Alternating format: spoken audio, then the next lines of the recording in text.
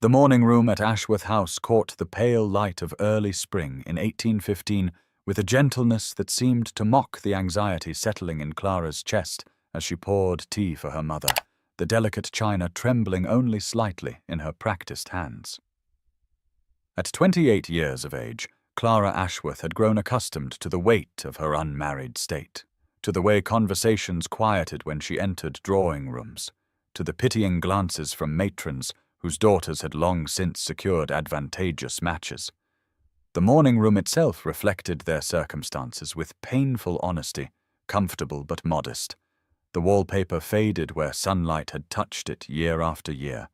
the furniture well-maintained but unfashionable. Relics from happier days before her father's death had left them with more debts than income. Mrs. Ashworth accepted her teacup with a smile that did not quite reach her eyes,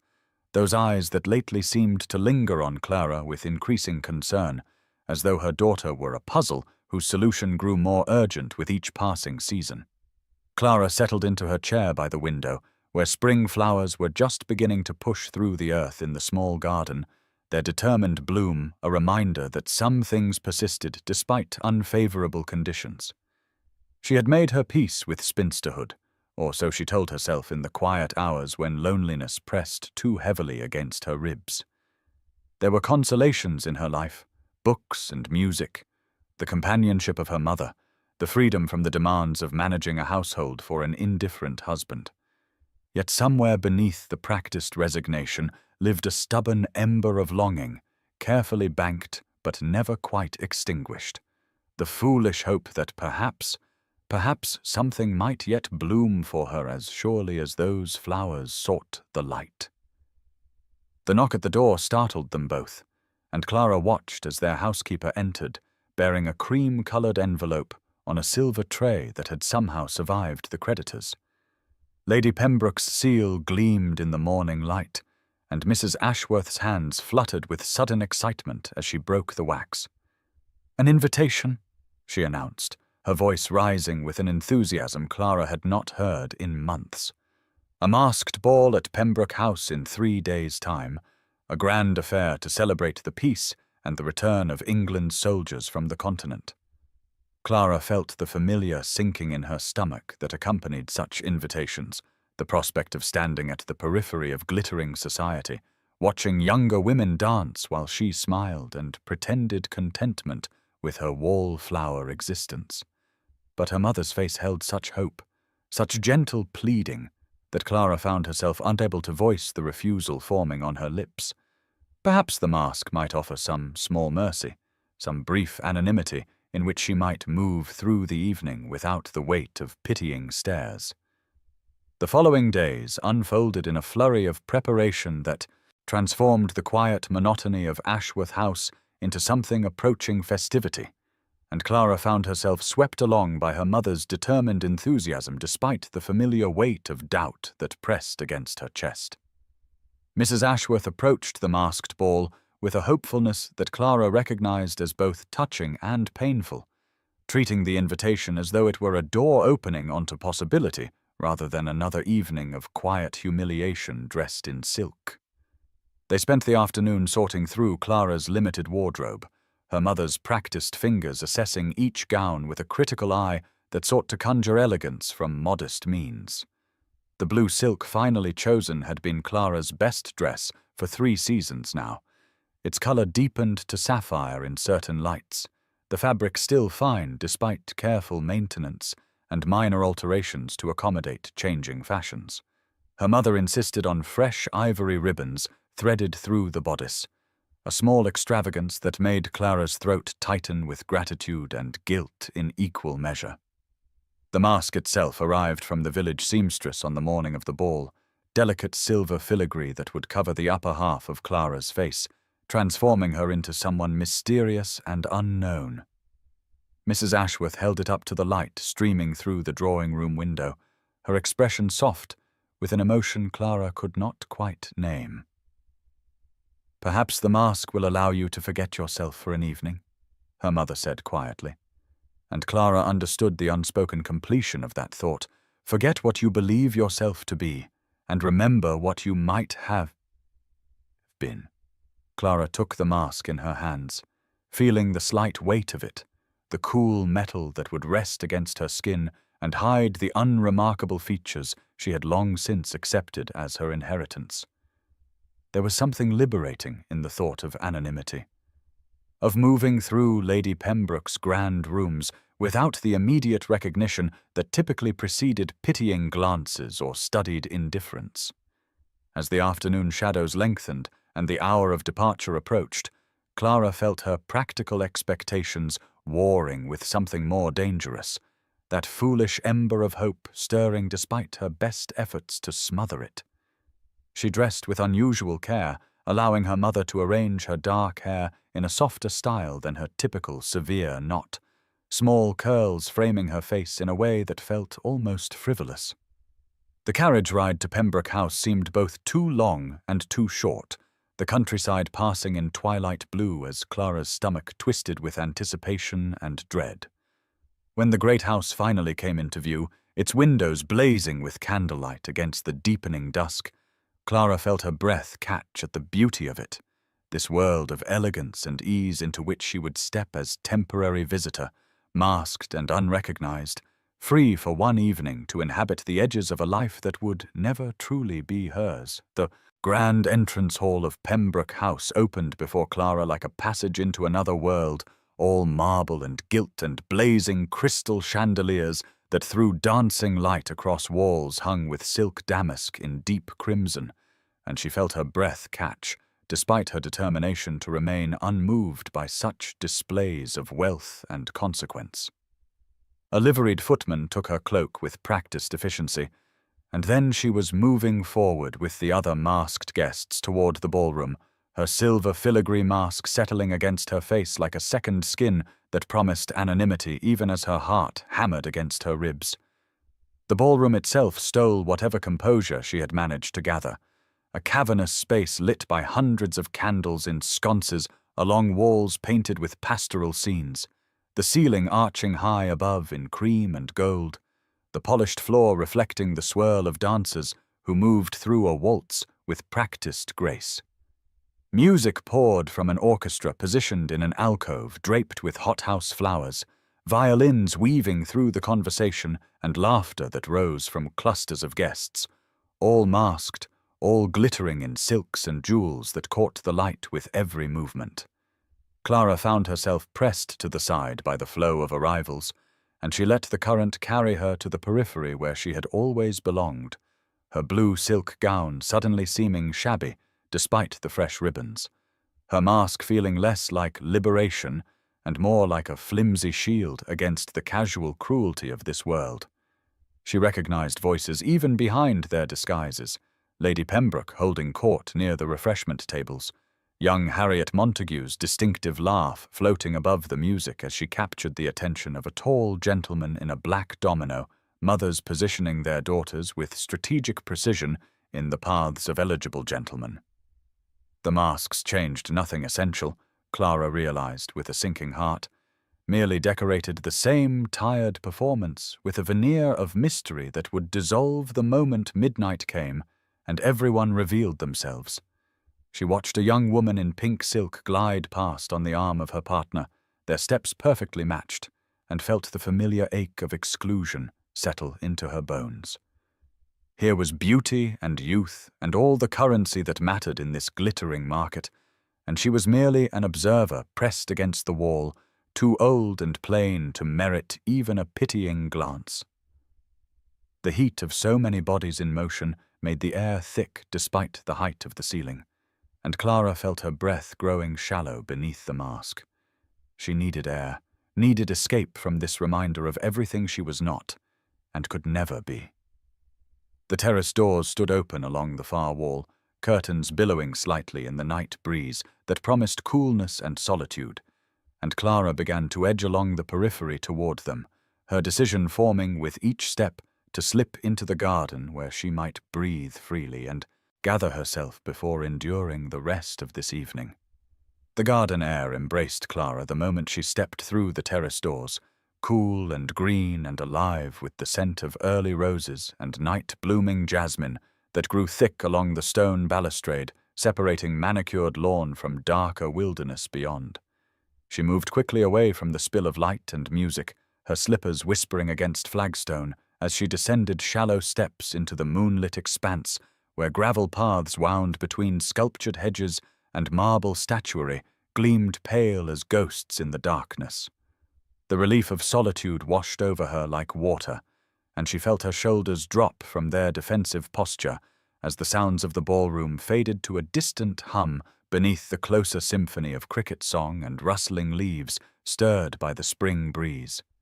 She followed a path toward what appeared to be a fountain, the musical splash of water drawing her deeper into the garden's embrace,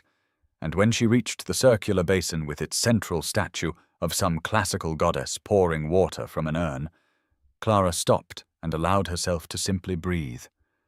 The moon hung full and luminous overhead, silver light transforming the ordinary world into something enchanted, and Clara lifted trembling fingers to her mask, loosening the ribbons that held it in place and drawing it away from her face with a sigh of relief. The night air felt glorious against her heated skin, and she closed her eyes for a moment, listening to the fountain and the distant music, and trying to quiet the longing that the evening had stirred despite all her careful defenses. She had not heard the approach of footsteps on grass, had not sensed another presence until a masculine voice spoke from the shadows near the hedge, low and slightly rough, with something that might have been weariness or amusement. "Forgive me, I did not mean to intrude on your solitude," the voice said, and Clara's eyes flew open as a tall figure emerged from the darkness into the moonlight. A gentleman without his mask, his features half illuminated and half shadowed, in a way that made it impossible to discern details beyond the impression of strong bones and dark hair, and an expression that seemed as weary as her own. Clara's hand flew to her bare face, her mask dangling forgotten from her other hand as panic and embarrassment flooded through her. But the gentleman raised one hand in a gesture of peace. "Please, do not flee," he said quietly, his voice carrying a note of genuine entreaty. "I too sought escape from the performance within, and I have no interest in unmasking mysteries or carrying tales back to the ballroom." Clara found herself frozen in place, her heart hammering but her feet refusing to obey the impulse to run, and in the charged silence that stretched between them, she saw him smile slightly, a curve of lips that held more resignation than happiness.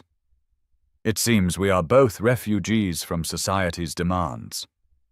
he continued, moving no closer but settling himself onto the edge of the fountain as though to demonstrate he posed no threat. "Shall we declare this garden neutral territory where the rules of that glittering prison need not apply?" Clara found herself nodding before caution could reassert its hold, and she moved closer to the fountain, settling onto the stone edge at a careful distance from the gentleman whose features remained tantalizingly obscured in the shifting moonlight and shadow. "There is something liberating about the darkness," she heard herself say, surprised by the steadiness of her own voice when her heart still hammered against her ribs. "We might be anyone here, unburdened by the weight of what the world expects us to be." The gentleman made a sound that might have been agreement or something deeper, and he turned his face toward the fountain where the water caught moonlight and threw it back in glittering fragments. "I have spent 4 years on the continent," he said quietly, and the weight in his voice spoke of more than simple travel. "When I returned, I found society's games more exhausting than the campaigns I left behind. All this endless performance of caring about things that matter not at all, while the truly important questions go unasked and unanswered." Clara felt something shift in her chest at the honesty in his words, a recognition that called to her own weariness with surfaces and pretense. "The war," she said softly, and saw him nod in the darkness. "You were a soldier." "I was many things," he replied, "and none of them prepared me for the peculiar battle of ballrooms and drawing rooms where the weapons are gossip and the casualties are those who fail to meet arbitrary standards of worth." Clara found herself speaking before thought could censor impulse, her voice carrying an edge of bitterness she had not known she possessed until this moment of anonymous freedom gave it permission to emerge. And what of those who were never deemed worthy of entry to the battle in the first place? She asked. Those whom society has already judged and found wanting by measures that have nothing to do with character or heart or mind. The gentleman turned toward her fully then, and even in shadow she could see the intensity of his regard, a focusing of attention that made her breath catch. "Tell me," he said, and it was not a polite request, but something hungry and real. "Tell me what arbitrary measures have been used to dismiss you, for I cannot imagine any rational standard that would find you wanting when you speak with such clarity and passion." Clara felt heat rise to her cheeks, and was grateful for the darkness that concealed her blush. "You know nothing of me?" she protested, but he shook his head. "I know that you sought escape from that glittering prison as I did," he countered. "I know that you speak of literature and ideas rather than weather and gossip. For when I asked about books, you did not pretend ignorance to flatter my supposed superior knowledge, but instead offered genuine thoughts about Byron and Scott and the romantic poets who are currently scandalizing proper drawing rooms. I know that you possess both intelligence and feeling, which makes you rare and precious in a world that values neither." Clara found her throat tight with emotion she could not name, this strange blend of longing and fear and something dangerously close to hope. The music changed in the ballroom behind them, the lively country dance giving way to the slower, more intimate strains of a waltz, and Clara watched as the gentleman tilted his head slightly, as though listening to something more than the melody that drifted through the garden air on currents of breeze that carried with it the mingled scents of jasmine and roses and beeswax candles. He rose from the fountain's edge with a fluid grace that spoke of strength carefully controlled, and he turned toward her with his hand extended in a gesture that was both invitation and question. The moonlight caught the pale fabric of his evening gloves as he held his palm open between them. "Dance with me," he said quietly, and it was not a command but an entreaty that made Clara's breath catch in her throat. "Here beneath the stars where there is no one to judge our steps or count the measures of our worth by the prominence of our partners." Clara felt her heart hammering so violently she was certain he must hear it in the quiet garden, punctuated only by fountain splash and distant music, and every sensible thought screamed that she should refuse, should gather her mask and her dignity, and flee back to the safety of the ballroom's periphery where she belonged. But the moonlight made everything strange and possible, and the warmth in his voice called to something in her that had been silent so long she had forgotten it existed. And before caution could reassert its hold, Clara found her hand rising to meet his, her fingers trembling as they settled into his palm, and felt the warmth of him even through the barrier of glove and glove. He drew her closer with infinite care, his other hand coming to rest at her waist with a touch so light she barely felt it. And then they were moving together to the distant waltz as moonlight silvered the world around them and turned the ordinary garden into something from a fairy story where magic still lived and impossible things might yet come true. Clara had waltzed before in the safety of her mother's drawing room with only furniture as partners, practicing steps she had never expected to use,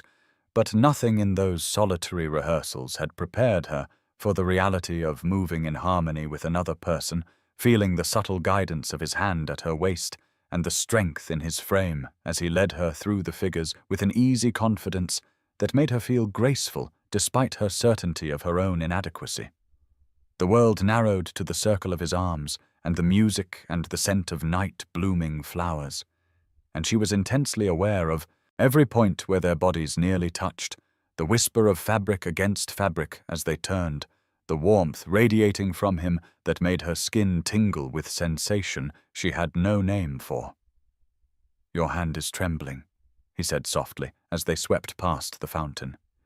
in a turn that made her simple skirts bell slightly around her ankles. "Are you cold, or do you feel it too? this strange magic that has overtaken the evening. Clara found she could not lie to him in this moment of moonlight and music. "I feel it," she whispered,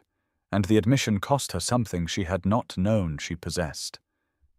The music faded as the final strains of the waltz dissolved into the night air,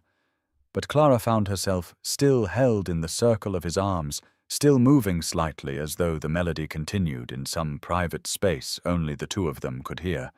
and she became suddenly aware of how close they stood, how the warmth of his body seemed to surround her, despite the cool spring breeze that stirred the jasmine vines and carried with it the distant sound of laughter from the ballroom that seemed now to belong to another world entirely. He had stopped moving, but his hand remained at her waist, and she could feel the pressure of his fingers through the thin fabric of her gown as though there were no barrier between his touch and her skin. And when she dared to lift her eyes from the vicinity of his shoulder, she found him looking down at her with an intensity that made her breath catch and her heart hammer against her ribs with such violence she was certain he must feel it. The moonlight caught the planes of his face and turned them into something both beautiful and strange, and she saw his eyes searching hers as though looking for the answer to some question he had not yet spoken aloud, and then he was leaning closer, and time itself seemed to slow and stretch like honey in sunlight, as the space between them diminished to nothing, and his lips touched hers with a gentleness that was almost reverent. Clara felt the world tilt and reform around the singular point of contact, where his mouth pressed against hers, warm and firm, and impossibly tender, and something inside her that had been locked away for so long, it had become part of her very architecture, suddenly burst open and flooded through her with an intensity that was both glorious and terrifying.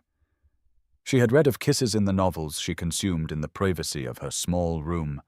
had imagined in her most secret moments what it might feel like to be held and desired and chosen,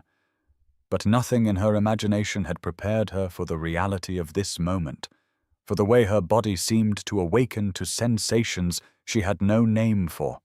the heat that bloomed in her chest and spread through her limbs like ophum through dry timber,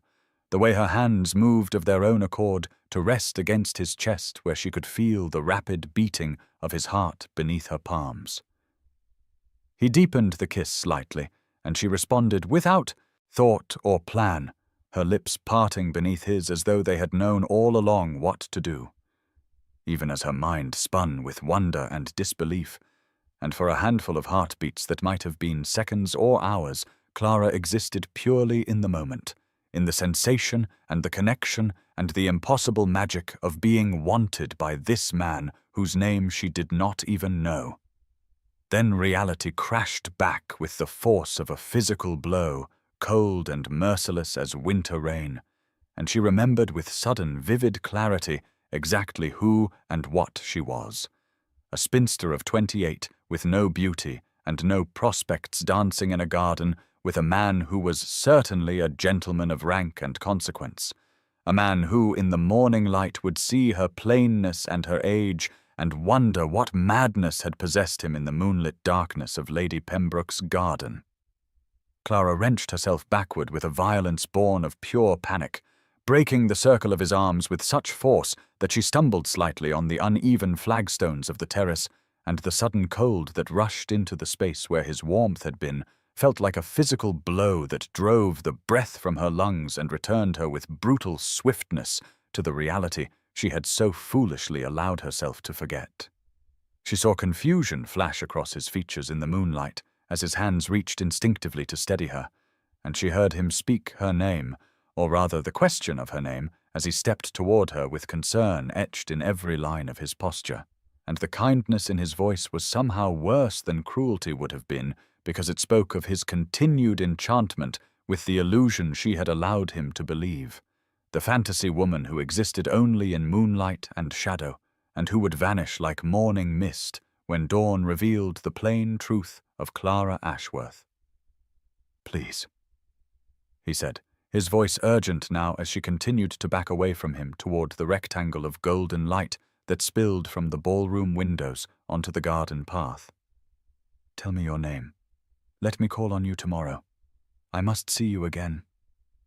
But Clara could already imagine that tomorrow, with painful clarity, could see herself in the harsh light of day with her ordinary features, and her aging spinster's face, and her modest gown that would look shabby next to the finery of whatever grand estate this gentleman surely inhabited. And she knew with the certainty of long experience that whatever he thought he felt in this moment of moonlight and music would die a swift death, when reality intruded and he understood exactly how far beneath him she truly stood. She shook her head wordlessly and turned to flee, gathering her skirts in trembling hands as she ran toward the safety of the crowded ballroom, where she might lose herself among the masked dancers and slip away to her mother's borrowed carriage before this impossible evening could do any more damage to her foolish heart. "Wait!" he called after her, his voice carrying across the garden with an authority that suggested he was accustomed to being obeyed. But Clara did not stop, could not stop, driven by a terror that was all the more powerful because it warred with her desperate desire to turn back and return to his arms and let herself believe for just a little longer in the impossible possibility that had opened before her in the garden darkness. She felt rather than saw him move to follow her, heard his footsteps quick on the stone behind her, and she pushed herself to run faster, despite the awkwardness of her skirts and the slippers that had been made for dancing rather than fleeing. And it was only when she reached the edge of the terrace, where 3 shallow steps led down to the gravel path, that her left glove, already loosened by the dancing and made damp by the evening air, caught on the rough iron finial of the balustrade and pulled free of her hand as she rushed past. She felt the tug and the release, but she did not pause, did not look back, simply continued her headlong flight toward the lighted windows and the anonymous safety of the crowd, leaving behind in the spring garden the delicate evening glove that hung like a pale ghost from the iron post, and the man who stood motionless now, watching her disappear into the golden brilliance of the ballroom with an expression of mingled confusion and determination and wonder on his face that she would have given much to see. Clara arrived home as the first grey light of dawn began to soften the darkness over the Ashworth estate, slipping through the side entrance with the stealth of a thief while her mother still slept, and she climbed the narrow stairs to her small room with legs that trembled from more than physical exertion, and a heart that continued to race with a rhythm that had nothing to do with her hurried flight, and everything to do with the memory that played over and over in her mind like a melody she could not silence.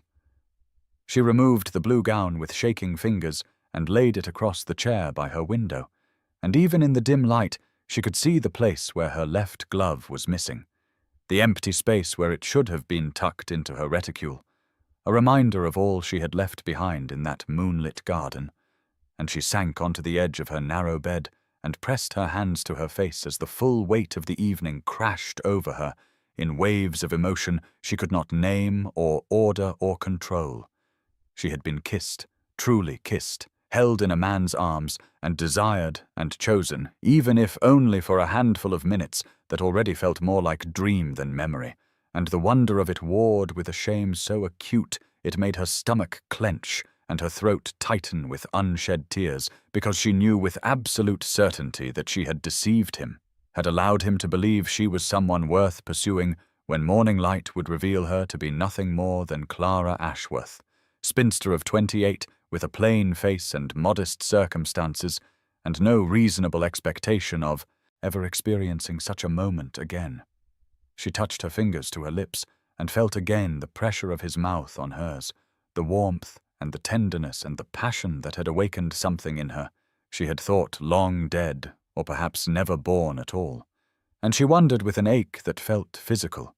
who he was, and whether he was even now regretting his impulsive kiss, or whether he had already forgotten the anonymous woman in the garden and returned to the ballroom to seek more suitable company among the young and beautiful and eligible ladies who would have surrounded him the moment he reappeared. When her mother knocked softly at her door some hours later, the sun fully risen and the household stirring to life, Clara forced herself to rise and dress and descend to the morning room where Mrs. Ashworth waited with obvious curiosity and gentle concern. And when her mother asked how the ball had been, Clara heard herself say that it had been pleasant enough, but that she had developed a headache and come home early, the lie sliding from her lips with surprising ease, even as guilt twisted in her chest at deceiving the one person who loved her without reservation or condition. She saw the disappointment in her mother's eyes, the hope that had briefly flickered there dimming as she accepted her daughter's account of an unremarkable evening, and Clara poured tea with steady hands and spoke of inconsequential things, while inside her heart continued its painful work of letting go of something she had held for only moments, but which had somehow become precious beyond all reasonable measure. Lord Edmund Sinclair woke in his chambers at Sinclair House on the morning after the masked ball, with the spring sunlight streaming through the tall windows and the sounds of London stirring to life beyond his walls, and he found himself possessed by a restlessness that had nothing to do with the lingering effects of wine or late hours, and everything to do with the woman whose name he did not know, but whose voice and warmth and intelligent eyes he could not banish from his mind, no matter how he tried to dismiss the encounter as a momentary enchantment born of moonlight and music.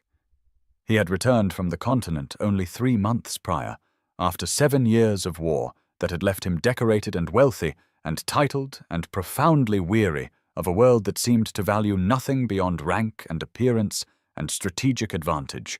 and he had attended Lady Pembroke's ball with the dutiful intention of beginning the process society expected of him, the search for a suitable wife who would grace his table and bear his airs and ornament his position.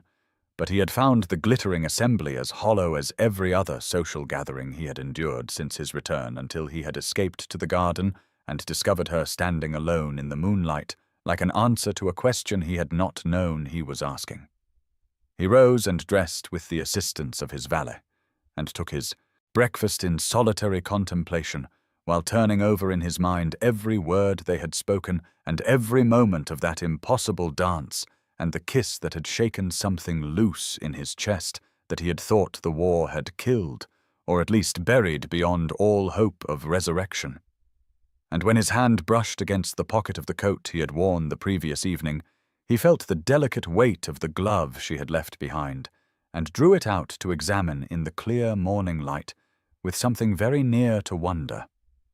The glove was made of fine cream silk, with tiny pearl buttons at the wrist. Well made, but not extravagant. The glove of a gentlewoman, but perhaps not one of great fortune.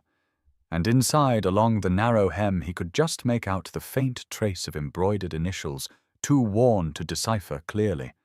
And he closed his fingers around the delicate fabric, and knew with absolute certainty that he would not rest until he found the woman who had worn it, and learned why she had fled from him with such desperate haste, when everything in that garden had felt so perfectly and unexpectedly right. He summoned his carriage and returned to Pembroke House, where he found Lady Pembroke still abed, but willing to receive him when he sent up word that his business was urgent, and in her morning room overlooking the gardens where he had stood only hours before, he asked for her guest list from the previous evening, and saw her eyebrows rise with curiosity and amusement as she ordered it brought to him, and asked with barely concealed delight if the decorated war hero had finally found himself touched by Cupid's arrow at her ball. The list, when it came, contained more than 200 names, families of quality from London and the surrounding counties, daughters and sons and widows and widowers, all jumbled together without indication of age or appearance, or any detail that might help him identify one anonymous woman who had touched his soul in a moonlit garden. And Edmund felt his heart sink, even as his determination hardened into something very like the resolve that had carried him through years of campaign and battle and impossible odds. He would find her, he decided, as he folded the list carefully and tucked it along with the glove into his inner pocket, even if he had to visit every estate and knock on every door and present the glove to every woman of appropriate age in the whole of England, because he had not survived years of war only to lose the first genuine hope he had felt since before he ever put on a uniform, and rode away from everything he had known toward a future that had nearly destroyed him. Edmund began his search on a bright morning, 3 days after the ball, starting with the estates closest to London and working outward in systematic circles that would eventually encompass the whole of the surrounding counties, and at each grand house and modest manor he presented his card and requested a brief audience with the lady or ladies of the household, producing the delicate cream silk glove with a gravity that made some titter behind their fans, and others lean forward with barely concealed hunger at the romantic notion of being the mysterious woman a wealthy viscount sought with such devoted determination. At Harrington Hall he met 3 sisters who each tried the glove with varying degrees of success, but the eldest had a laugh like breaking glass, and the youngest spoke only of fashion, and Edmund knew within moments that none possessed the warm intelligence and genuine spirit of the woman who had stood with him under the stars and spoken of books and ideas as though such things mattered more than jewels or gowns or social triumph. At Westbrook Manor, the widowed Lady Westbrook pushed forward her daughter Harriet, a beauty of 19 with golden curls and porcelain skin, who fit the glove perfectly and smiled at him with practiced allure. But when Edmund asked if she had enjoyed the moonlit garden at Lady Pembroke's ball, she looked confused and said she had not left the ballroom all evening, and he moved on despite her mother's protestations. The gossip spread before him like ripples on a pond, and at each subsequent estate the ladies were waiting with rehearsed answers and studied grace, some claiming to remember a garden encounter even when their voices were all wrong and their eyes held calculation rather than the startled wonder he remembered seeing in the moonlight, and Edmund felt frustration building in his chest, even as his determination hardened into something unshakable, because he knew with absolute certainty that he would recognize her when he found her, would know her voice and her manner and the particular quality of presence that had called to something deep in his war-weary soul.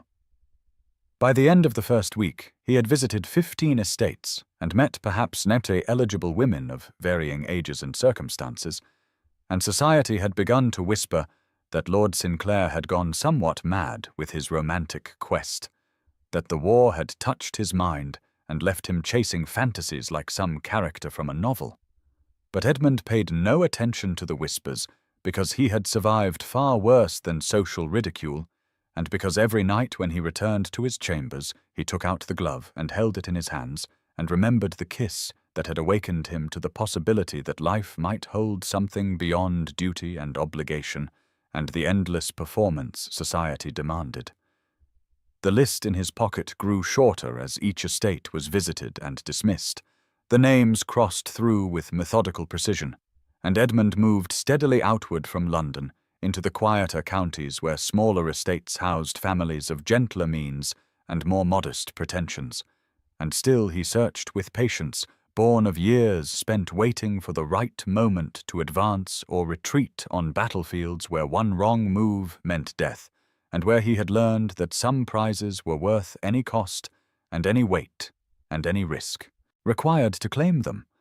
The gossip reached Clara Ashworth on a grey afternoon, 10 days after the masked ball, when her childhood friend George Whitmore called at the modest estate with news from London and the surrounding counties, and as they took tea in the small drawing-room with its faded curtains and well-worn furniture, he leaned forward with barely suppressed excitement and told her that all of society was abuzz with the most extraordinary romantic tale of Lord Edmund Sinclair, the decorated war hero and wealthy viscount who had returned from the continent only months before and who was now engaged in a quest that had captured the imagination of every drawing-room and assembly from London to the furthest reaches of the home counties. Clara's hand trembled as she set down her teacup and asked with carefully measured calm what sort of quest could possibly inspire such interest, and George explained with evident relish that Lord Sinclair was searching for a mysterious woman he had met at Lady Pembroke's masked ball, a woman whose name he did not know, but whom he sought with devoted determination, visiting every estate and presenting a delicate cream silk glove to every eligible lady in hopes of finding the one who had captured his heart in a single evening. The words seemed to echo in Clara's ears, as though coming from a great distance, and she felt the blood drain from her face as understanding crashed over her like a wave of ice-cold water, because she knew with absolute certainty that the man from the garden, the stranger who had waltzed with her under the stars and kissed her with such unexpected tenderness, was not some minor gentleman or younger son, as she had desperately hoped, but a viscount of wealth and position so far above her modest circumstances that the very notion of connection between them was absurd beyond all measure. George continued speaking, describing how Lord Sinclair had already visited more than 20 estates and met countless young women without finding his mystery lady, and how the romantic nature of his search had inspired both admiration and speculation, with some declaring it the most devoted courtship they had ever witnessed, while others whispered that the war had touched his mind and left him chasing phantoms. But Clara barely heard the words, because her thoughts were spinning in chaotic circles of hope and despair and burning shame. He was searching for her, she realized with wonder that quickly curdled into anguish. But he could not possibly want plain spinster Clara Ashworth of 28 years, who brought nothing to a marriage but modest accomplishments, and a dowry so small it would not keep a viscount's household in candles for a month. And surely when he had replayed that garden encounter in the clear light of day, he must have reconsidered and decided he sought not the unremarkable woman she truly was, but some imagined ideal he had projected onto her in the moonlight and music and temporary enchantment of masked anonymity. Her mother entered the drawing-room then and caught the end of George's tale, and Mrs. Ashworth clasped her hands together with romantic delight and declared it the most beautiful story she had ever heard. And would it not be wonderful if Lord Sinclair's search led him eventually to their corner of the county? And Clara felt panic rising in her throat, because she could not bear for him to come here and see her as she truly was in this shabby house, with its modest grounds, and realize what a terrible mistake he had made in that moonlit garden. The following week brought news that made Clara's hands go cold as she stood in the morning room arranging the last of the spring lilacs in a chipped porcelain vase, because George called again with word that Lord Sinclair had completed his visits to the estates in the northern counties and was now turning his attention southward to the quieter rural properties where families of more modest means lived in genteel obscurity, and Clara's own small corner of England lay directly in his path, with perhaps only 4 or 5 estates remaining between his current location and the Ashworth property. She felt the room tilt slightly as understanding settled over her like a heavy cloak, and that night she lay awake in her narrow bed listening to the spring wind rattling the old window frames and trying to devise some plan to be absent when he arrived, perhaps visiting a distant cousin or pleading illness or simply hiding in the attic like a coward until his carriage rolled away again down the rutted drive. But morning brought her mother's excited chatter over breakfast about the romantic viscount and his devoted quest, and Mrs. Ashworth declared with unusual animation that she hoped he would indeed call at their estate, because it would be such an honor to meet a gentleman of such noble character, even if his mystery lady was surely some beautiful heiress from a grand house, and not anyone from their humble sphere. Clara pushed her eggs around her plate and said nothing, her stomach churning with equal parts dread and shameful hope. And 2 days later, George sent word that Lord Sinclair had been seen in the village just 5 miles distant visiting the Thornbury estate, and Clara knew with cold certainty that her time had run out. She woke on the morning of the 4th day to see from her bedroom window a fine black carriage making its way up the drive with a crest painted in gold on the door, and her heart began to hammer so violently she thought she might faint as she watched the elegant equipage draw to a halt before their modest entrance with its peeling paint and weathered stone steps. Her first instinct was to flee to her room and lock the door, and she actually turned from the window with that intention clear in her mind when her mother's voice called from below that they had a visitor of great importance, and Clara must come down immediately to help receive him properly. Clara called back through her closed door that she had a terrible headache and could not possibly see anyone today. But her mother climbed the stairs with surprising speed and entered the bedroom with an expression Clara had rarely seen, a mixture of determination and something almost fierce that made her small frame seem suddenly taller. "Propriety demands we receive any caller who honors us with a visit," Mrs. Ashworth said with unusual firmness. "And you will come down and behave as a gentlewoman ought, regardless of headaches or nerves." And Clara found herself, with trembling hands, smoothing her simple morning dress of pale grey muslin and following her mother down the narrow staircase toward the drawing-room where Lord Edmund Sinclair waited to continue his methodical search for a woman who stood now just beyond the closed door, with her heart breaking and reforming with every racing beat. Clara entered the drawing-room with legs that felt as insubstantial as water, and found Lord Edmund Sinclair standing near the window with his back to the door, examining the modest view of their small garden with its overgrown rose bushes and cracked stone fountain. And when he turned at the sound of her entrance, she saw his face clearly for the first time in full daylight, and felt the shock of recognition travel through her entire body like lightning, because even though she had only seen him in moonlight and shadow, she knew with absolute certainty that this was the man who had waltzed with her under the stars and kissed her with such unexpected tenderness 2 weeks before.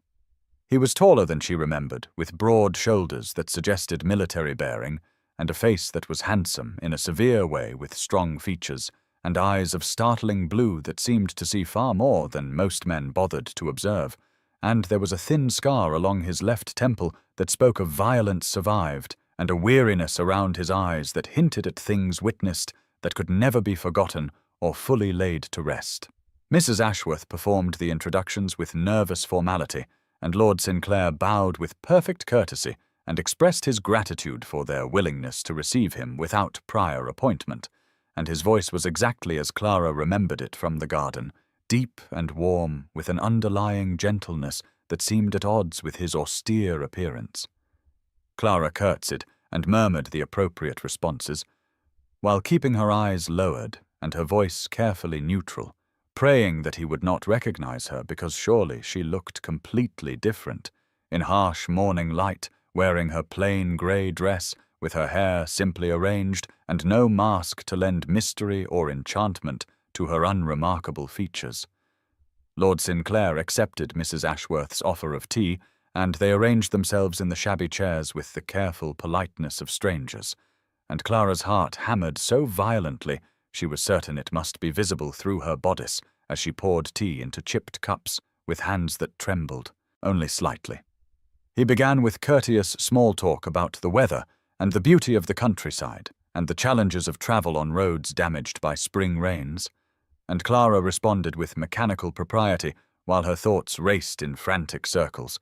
And then, after perhaps 10 minutes of this careful dance, he set down his teacup and reached into his coat pocket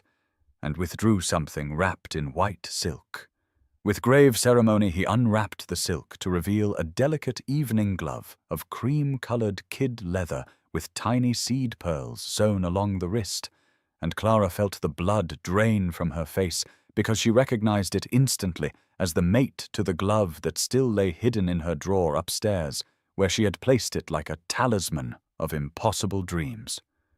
Lord Sinclair held the glove carefully, as though it were something precious beyond measure, and asked with quiet formality if Miss Ashworth had attended Lady Pembroke's masked ball on the evening of the 15th of April, and Clara's voice came out barely above a whisper as she confirmed that, yes, she had been present at that event. Lord Sinclair leaned forward slightly with the glove resting across his palm, like something infinitely fragile, and asked with careful courtesy if Miss Ashworth would be so kind as to try the glove to see if it might belong to her, and Clara felt the entire room narrow to just that small space between them as she extended her hand with fingers that trembled visibly in the morning light streaming through the worn curtains. She took the glove from him, and their fingers brushed for just an instant, and she felt that same electric awareness that had coursed through her in the garden. And she knew in that moment that he must feel it too, because his sharp blue eyes widened almost imperceptibly, and his breath caught in a way that was barely audible but unmistakable to someone paying such desperate attention. Clara pulled the glove onto her right hand, and it slid over her fingers as though it had been made specifically for her measurements, settling against her skin with perfect, intimate familiarity. And she heard her mother's small gasp of surprise from across the room, while Lord Sinclair went very still, with an intensity of focus that made Clara feel as though she were the only person who existed in the entire world. "The glove fits you perfectly," he said quietly. And there was something in his voice that made her finally raise her eyes to meet his directly. And what she saw there made her heart stutter, because he was looking at her with hope and wonder, and the beginning of recognition dawning across his austere features. He asked in that same careful tone how she had enjoyed the ball, and whether she had spent the entire evening in the ballroom, or perhaps taken some air in the gardens, and Clara's defenses began to crumble like a wall, slowly collapsing under steady pressure, because she could not lie to those searching blue eyes that seemed to see straight through all her attempts at concealment. She replied with voice barely steady that, yes, she had walked briefly in the gardens because the ballroom had been rather warm and crowded, and she saw the flash of something triumphant cross his expression before he controlled it back to polite inquiry. Lord Sinclair asked what time she had been in the gardens, and whether she had been alone or with companions, and each question felt like a gentle hand pulling away the layers of protection she had wrapped around the memory of that perfect, impossible night. Clara felt her mother watching with confused curiosity, and knew that Mrs. Ashworth could sense something significant happening beneath the surface of this oddly intense conversation about gardens and gloves, and Clara's carefully maintained composure began to fracture as Lord Sinclair leaned forward with both hands gripping the arms of his chair and asked with quiet directness that demanded honest answer whether she had perhaps encountered anyone else during her walk in Lady Pembroke's gardens on the night of the masked ball. Clara's silence stretched between them like something tangible and alive, while Lord Sinclair waited with an intensity that made the shabby drawing-room feel suddenly too small. And she could feel her mother's confused attention shifting between them as Mrs. Ashworth tried to comprehend why a simple question about gardens should carry such weight and significance. The truth sat on Clara's tongue like something both precious and terrifying, and she knew with absolute certainty that once she spoke it aloud, everything would change irrevocably, and there would be no retreating back into the safe shadows of invisibility where she had hidden for so many years. She opened her mouth and then closed it again as tears suddenly blurred her vision, and she heard herself whisper, yes, so quietly it was barely audible. Yes, she had encountered someone in the garden, and the words seemed to release something that had been held tightly compressed inside her chest since the moment she had fled from his kiss 2 weeks before. Lord Sinclair rose from his chair in one swift movement and crossed the small space between them and knelt before her with complete disregard for propriety or his expensive trousers on their worn carpet, and he took both her hands in his with a grip that was gentle but unshakable, and said with voice rough with emotion that he had been searching for her since that night, visiting every estate within 50 miles, showing the glove to every young woman who had attended the ball, because he could not bear the thought of never finding the person who had spoken with such intelligence and warmth and genuine feeling in Lady Pembroke's moonlit garden. Clara stared at him through her tears with complete incomprehension, because surely he could not mean what his words seemed to suggest, and she heard herself say in broken voice that she was nobody, just a plain spinster of 28, with no fortune and no beauty and no reason for a viscount to seek her out. The words seemed to strike him like physical blows, and his hands tightened on hers, and he said with fierce intensity that contradicted his careful courtesy of moments before that she was not nobody. She was the woman who had made him feel truly alive for the first time since returning from a war that had nearly destroyed his faith in humanity. She was the person whose mind and heart and spirit had called to something in him that he had thought was dead. Mrs. Ashworth made a small sound of shocked understanding from across the room, but Clara barely heard it because she was drowning in the impossible reality of Edmund Sinclair kneeling before her, declaring that he had searched half of England to find her again. And the tears spilled over and ran down her cheeks as 28 years of resignation and invisible loneliness cracked open like an egg to release something fragile and new and terrifyingly hopeful. He reached up with one hand and wiped the tears from her face with his thumb, with such tenderness that it made her weep harder, and he said softly that she had haunted him every moment since she had run from him in the garden, and he had known with absolute certainty that he would recognize her when he found her, because no one else could possibly be the woman whose voice and thoughts and very essence had imprinted themselves on his heart in the space of a single extraordinary hour. Edmund remained kneeling before Clara with her hands clasped in his, and began to speak with quiet intensity about the 4 years he had spent on the continent as a cavalry officer, watching men die in muddy fields for causes that seemed increasingly meaningless as the war ground on season after season. He told her about the noise and chaos of battle and the terrible silence that followed when the guns finally stopped and you had to walk among the fallen and try to find who might still be saved,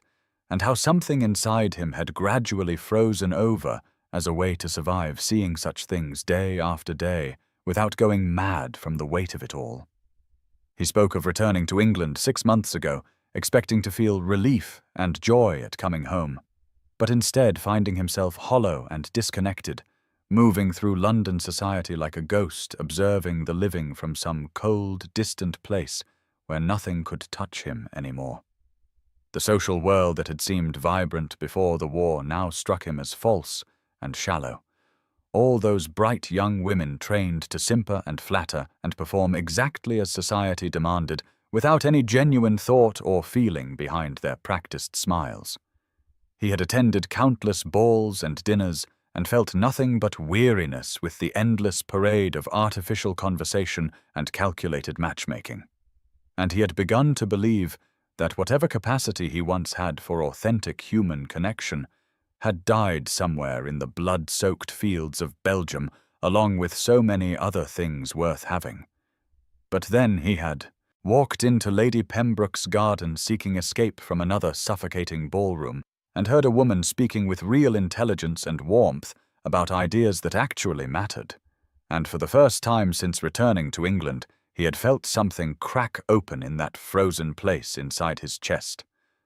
Clara stared at him through tears that continued to fall silently down her face as he told her that their conversation in the garden had awakened him like someone shaking a sleeper from a nightmare.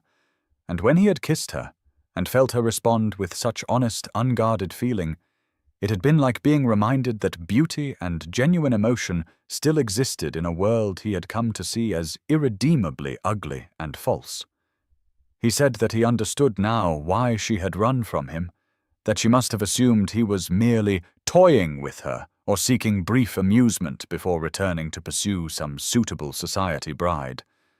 But she had to understand that what happened between them in that garden was the first real thing he had experienced in years, and he would sooner cut off his own hand than let it slip away into nothing. Clara shook her head in helpless confusion and whispered that he did not understand, that she was 28 and plain and poor with nothing to offer a man of his rank and consequence. But Edmund released one of her hands only to cup her face with his palm and said with fierce conviction that she possessed everything that actually mattered because she was real and kind and intelligent and warm, and those were the only qualities he cared about finding in the woman he hoped to build a life with. Clara pulled her hands from Edmund's grasp and stood abruptly with her heart hammering so violently she felt dizzy, and she walked to the window overlooking their small garden because she could not bear the intensity of his gaze while her thoughts spun in chaotic circles of hope and terror. She heard herself speaking in a voice that trembled despite her efforts to control it, telling him that he did not understand what he was asking or what the consequences would be if he truly meant what he was saying, because society would be merciless in its judgment and mockery of a viscount who chose a woman like her when he could have anyone. The words tumbled out faster as panic built in her chest, and she listed all the ways in which she fell short of what he deserved. That she was 28 years old, when most brides were barely 20, that she had no fortune to bring to a marriage, and indeed her father's debts meant she came with less than nothing, that she possessed neither beauty nor connections, nor any of the graces that society deemed essential in a Viscountess. She turned from the window to face him with tears streaming down her face, and said with something close to desperation that the young women of the ton would laugh at him behind their fans, and the matrons would whisper that Lord Sinclair had lost his wits in the war, and did he truly wish to become an object of ridicule and pity for choosing so poorly when he might have had his pick of the season's diamonds? Edmund had risen to his feet as well, and she watched his expression transform from tender patience to something much harder and angrier, though she sensed immediately that the anger was not directed at her, but at the society whose judgment she feared so deeply. He crossed to where she stood by the window, and took her shoulders in his hands with barely controlled intensity, and said in a voice rough with emotion that he cared nothing for the opinion of people whose values were so twisted and corrupt that they measured human worth by age and money, and an arrangement of features that had nothing to do with actual character. He told her that he had spent 4 years watching brave men die in agony, regardless of whether they were handsome or plain, high-born or common, and those experiences had taught him that the only things with any real value in this brief and fragile life were courage and kindness and intelligence, and the capacity for genuine feeling, all of which she possessed in abundance, while most of society's celebrated beauties had hearts as empty as their perfectly coiffed heads. Clara shook her head in stubborn resistance because she could not allow herself to believe him. Not yet, not when believing him meant opening herself to a hope so vast and terrifying that if it proved false, it would destroy something essential in her. She whispered that what he felt now might be gratitude or infatuation or the lingering enchantment of moonlight and masks, but that in the cold light of ordinary days he would see her clearly and realize his mistake, would notice all the ways she failed to measure up to the Viscountess he should have chosen. Edmund's hands tightened on her shoulders, and he said with absolute conviction that he was seeing her clearly now, and had been since the moment they spoke in the garden, that there had been no moonlight illusion, because what called to him was not her face, but her mind and heart and spirit, and those did not change with the quality of the light. Edmund held Clara's gaze for a long moment, in which the air between them seemed to thrum with possibility and terror in equal measure, and then he released her shoulders and stepped back slightly as though recognizing that she needed space to breathe and think without the overwhelming intensity of his physical nearness. He said in a voice that had gone calm and gentle again that he understood this was a great deal to accept all at once, and that he would not press her for any answer or commitment today, because she deserved time to consider what he was offering, and to be certain of her own feelings without the pressure of his presence overwhelming her better judgment. But he asked with quiet formality whether he might have permission to call upon her, to visit properly so that they might come to know each other better in the ordinary way of courtship, and he promised that if, at any point she decided his attentions were unwelcome, she had only to say so, and he would withdraw, though it would cost him dearly to do it. Clara stared at him through the tears still clinging to her lashes, and felt something shift inside her chest, some locked door beginning to crack open, despite all her fear and self-protection, and she heard herself whisper yes, in a voice barely audible, even in the quiet drawing-room. Edmund's face transformed with such open joy and relief that it made her breath catch, and he reached for her hand and brought it to his lips in a gesture that felt both courtly and deeply intimate, and he told her he would return tomorrow afternoon if that was acceptable to her and her mother. Clara nodded wordlessly because she did not trust her voice, and Edmund held her hand for 1 moment longer before releasing it and turning toward the door, and it was only then that Clara remembered with a jolt of panic that her mother was somewhere in the house and would need to be told something of what had just transpired.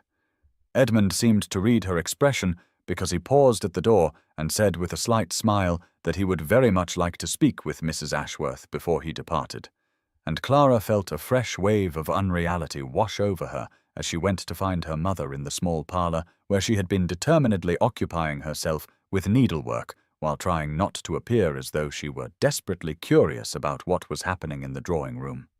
Mrs. Ashworth looked up with such anxiety and hope mingled in her dear, worn face that Clara felt her throat tighten with emotion, and she managed to say that Lord Sinclair wished to speak with her before he left.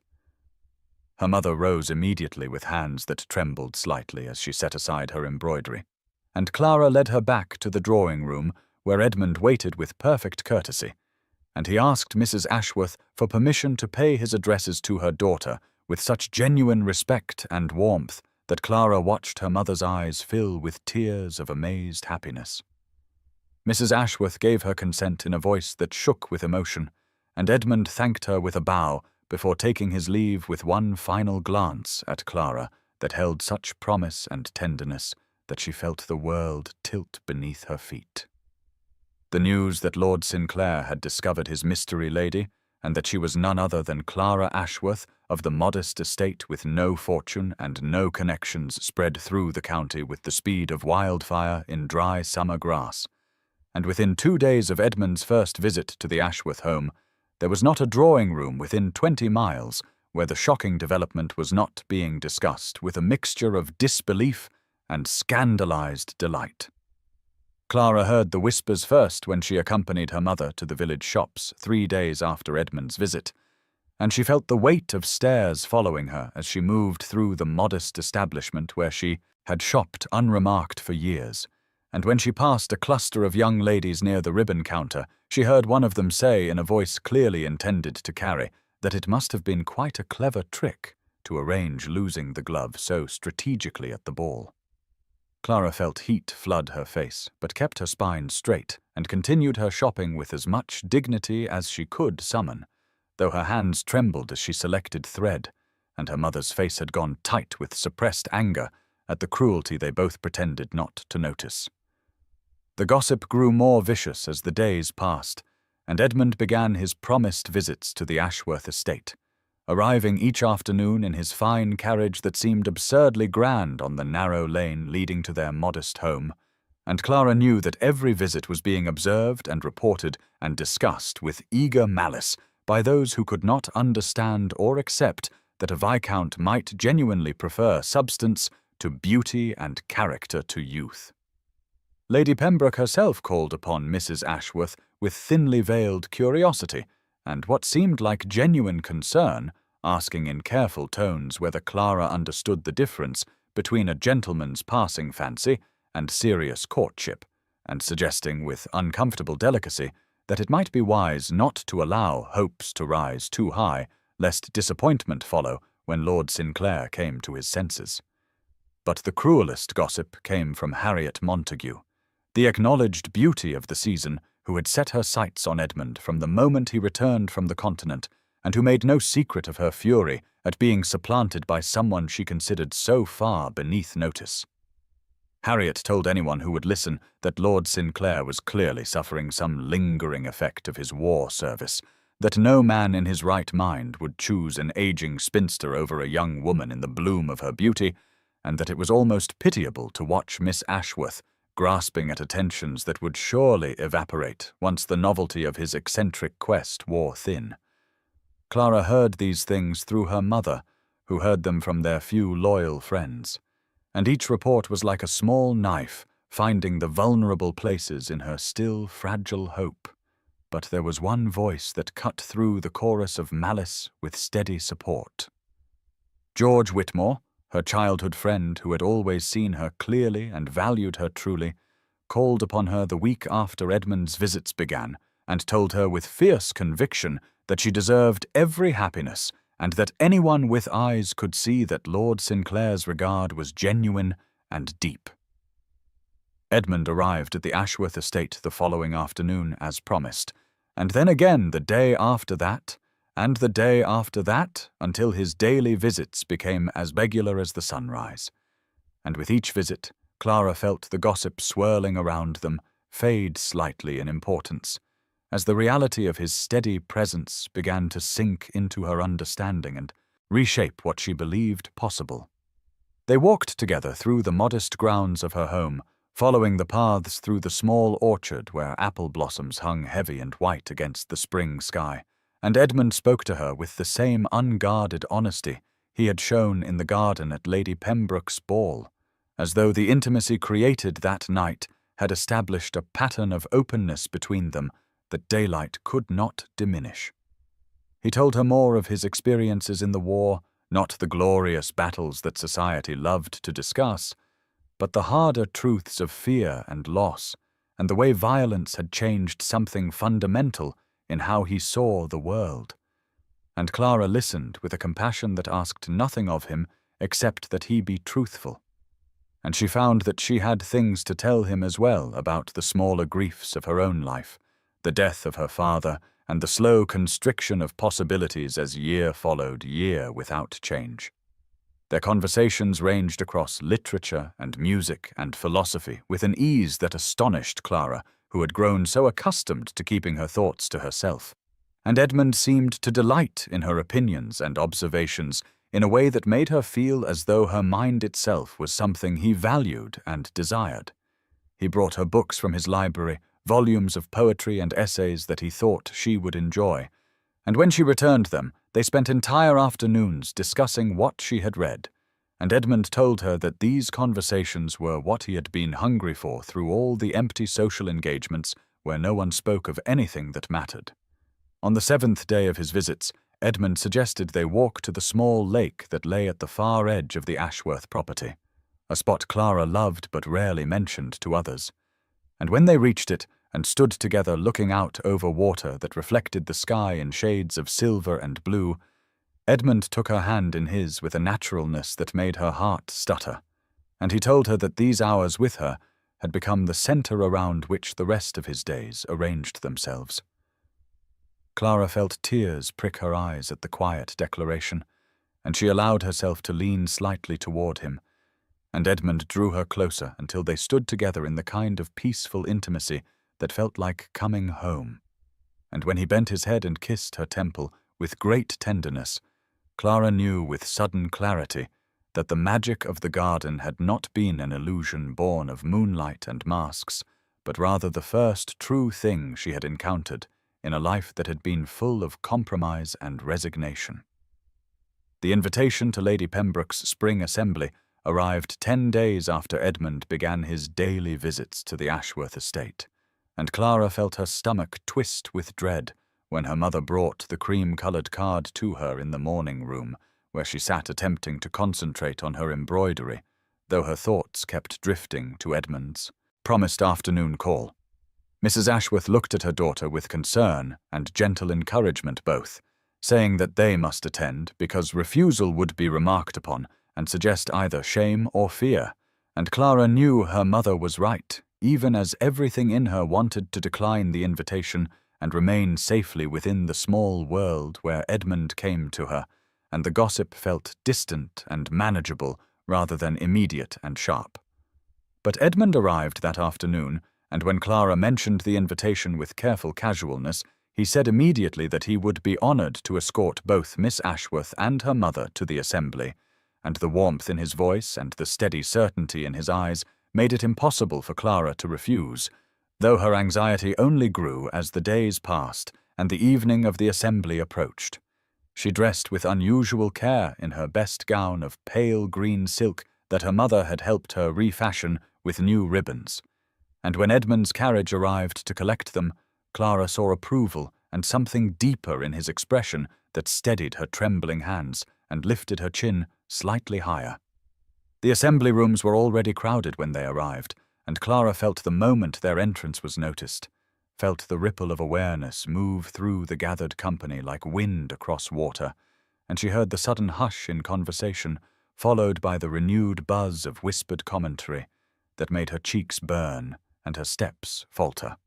Edmund's hand at her elbow was firm and reassuring as he guided her into the room with his mother on his other arm, and he made no attempt to hurry or slink toward the periphery, but instead walked directly through the center of the gathering as though daring anyone to question his choice or Clara's worth.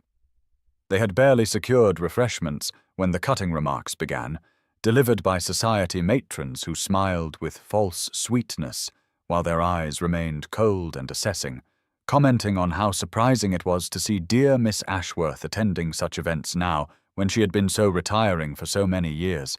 and wondering aloud whether Lord Sinclair was quite recovered from his war service, because surely such an unexpected attachment suggested some lingering confusion of mind. Clara bore these barbs with quiet dignity, responding with brief courtesy and refusing to show the hurt that carved itself into her heart with each veiled insult. But when Harriet Montague approached with venom barely concealed beneath her beautiful face, Clara felt her courage waver. Harriet addressed Edmund directly as though Clara were invisible, touching his arm with possessive familiarity and saying in a voice like poisoned honey that everyone was so concerned for him that they all hoped he would not make a decision he might later regret when reason reasserted itself over whatever temporary impulse was guiding him now. Clara stood frozen and humiliated, waiting for Edmund's polite deflection or uncomfortable withdrawal, but instead he removed Harriet's hand from his arm with deliberate precision and said in a voice that carried clearly through the suddenly silent room that Miss Ashworth possessed more genuine worth and intelligence than all the celebrated beauties of society combined, and that anyone who failed to recognize her exceptional qualities revealed only their own poverty of perception and judgment. The days following Edmund's public declaration at Lady Pembroke's assembly brought a change in Clara that began not in her appearance or circumstances, but in something deeper and more fundamental, a shift in the very way she inhabited her own skin and moved through the world that had so long dismissed her as inconsequential. She noticed it first in small moments, the way she no longer automatically lowered her eyes when entering a room or softened her voice to near inaudibility when offering an opinion. And though the gossip continued to swirl around her attachment to Lord Sinclair, she found that the cruel whispers had lost some essential power to wound her because Edmund's steady regard had taught her to see herself through different eyes. Mrs. Ashworth remarked upon the change one morning as they sat together in the drawing-room, saying with wondering tenderness that Clara seemed somehow taller though her height had not altered, and Clara understood what her mother meant because she did stand straighter now, no longer curving her shoulders inward in the unconscious attempt to make herself smaller and less noticeable that had become habit over years of social invisibility. When callers came to the Ashworth estate, drawn by curiosity about the unlikely match between the Viscount and the spinster, Clara received them with a composure that surprised even herself, answering their probing questions with quiet dignity and refusing to shrink from the scrutiny that once would have sent her fleeing to her room in humiliation. Edmund noticed the transformation with evident pride and something like relief, as though he had always known this strength existed within her, and was gratified to see it emerging into the light. And he told her during one of their afternoon walks that watching her claim her own worth was among the greatest privileges of his life. The change was visible to others as well, and Clara began to perceive a subtle shift in how she was regarded by those who had previously looked through her as though she were a piece of furniture, their dismissiveness giving way to a grudging acknowledgement that perhaps Lord Sinclair saw something they had missed. And while Clara took no particular satisfaction in their altered opinions, she recognized that their changing perceptions reflected her own internal revolution. She spoke more freely now in company, offering observations on books and music and current events without the old fear that her thoughts were unwelcome or foolish. And she discovered that when she refused to apologize for her existence, people responded with attention rather than contempt. George Whitmore remarked during a visit that his old friend had been hiding a formidable spirit beneath years of practiced invisibility. And Clara realized with startling clarity that this was true, that she had been protecting herself through smallness when what she needed was to claim the space she deserved in a world that measured worth by the wrong standards, and that Edmund's love had not created her value, but rather had helped her recognize what had always been present. Edmund sent word 3 days after the assembly that he would call for Clara at 7 o'clock that evening, and that she should dress for a special occasion. And though he would not reveal more, Clara felt her heart begin to race with anticipation, and something like certainty, because there was an intentionality in his message that spoke of plans carefully made and moments deliberately chosen. She selected her gown with unusual care, a dress of pale ivory silk that caught the lamplight and made her skin glow warm.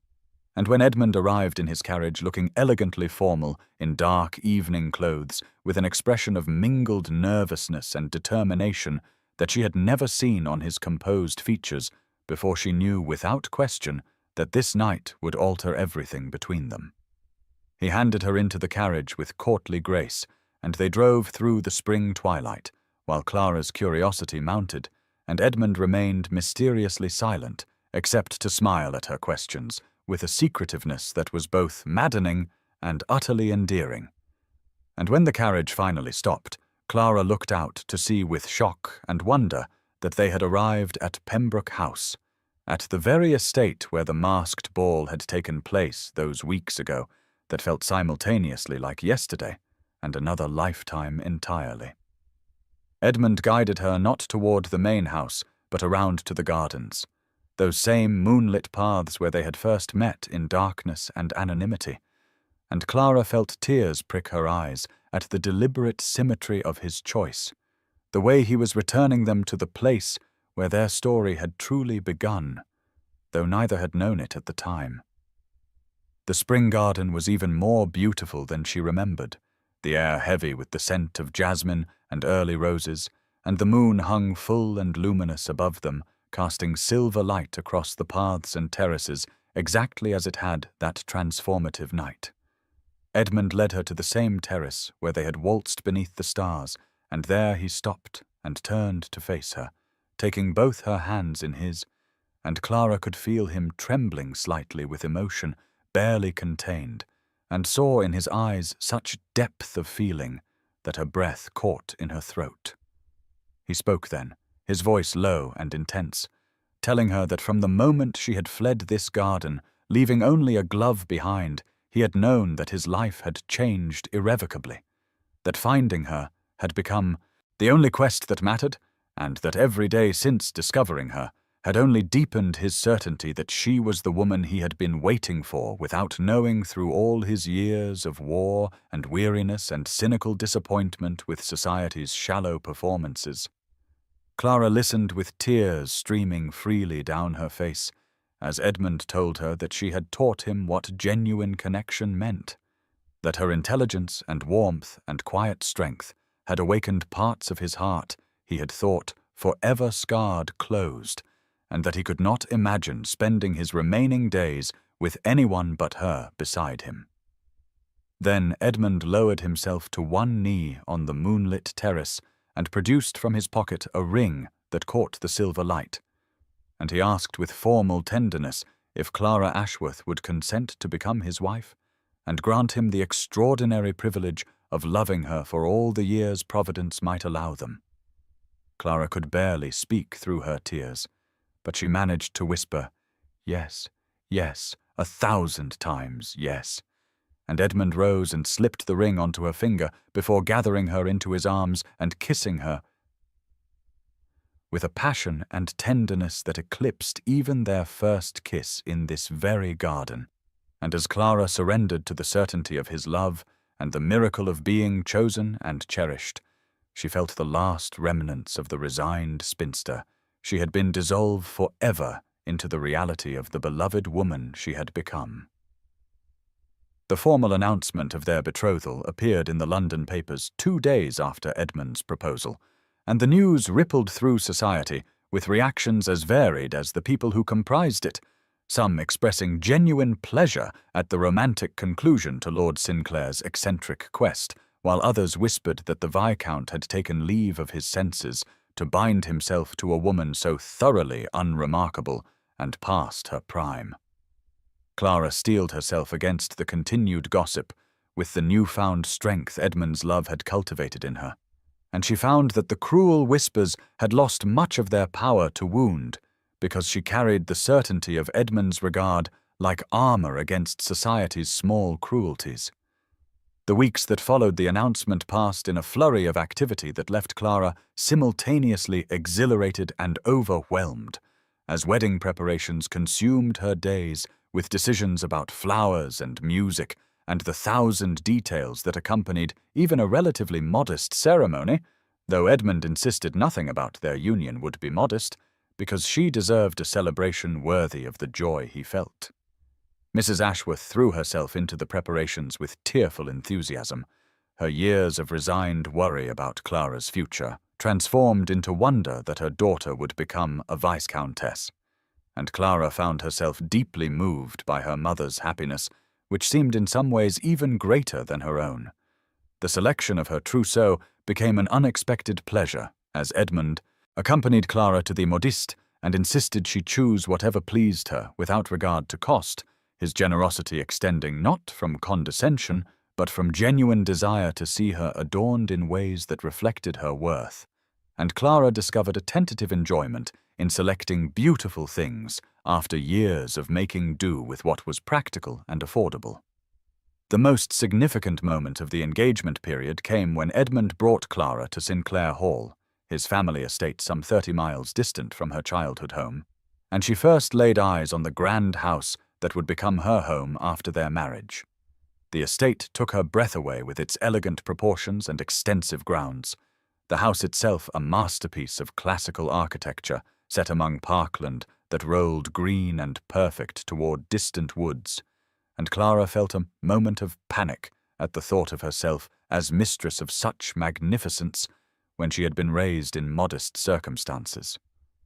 Edmund must have sensed her sudden anxiety because he took her hand and led her through the house, speaking not of its grandeur, but of how empty it had felt to him since returning from war, how the beautiful rooms had seemed like a mausoleum until he had met her in that moonlit garden, and how her presence would transform these elegant spaces into something they had never been before, a true home filled with warmth and laughter and genuine affection. As they walked together through the portrait gallery and the library and the music room where a pianoforte waited silent for someone to bring it back to life, Clara felt her panic subside and a different emotion take its place, a sense of possibility and rightness that whispered she could indeed belong here